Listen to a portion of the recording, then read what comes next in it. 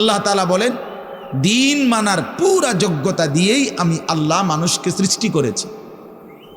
আল্লাহ তাআলা এমন একটি হুকুম করে নাই, এমন একটা বিষয় নিষেধ করে নাই যা পালন করার যোগ্যতা কিংবা বর্জন করার যোগ্যতা আল্লাহর বান্দার শরীরের মধ্যে নাই, এমন কোনো বিধান নেই।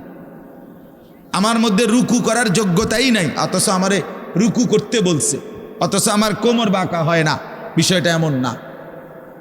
আমি সেজদাই দিতে পারি না, আমার হাঁটুও বাঁকা হয় না, কনুইও বাঁকা হয় না, কোমরও বাঁকা হয় না, অথচ আল্লাহ আমারে বললেন সেজদা দিতে। বিষয়টা কি এমন?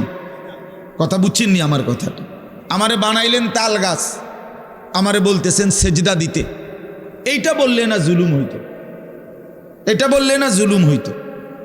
কিন্তু আল্লাহ তাআলা যতগুলো হুকুম করেছেন, যতগুলো নিষেধ করেছেন, প্রতিটা হুকুম পালন করা, প্রতিটা নিষেধ বর্জন করার 100 যোগ্যতা আল্লাহ তাআলা বান্দার শরীরের মধ্যে দিয়েছে।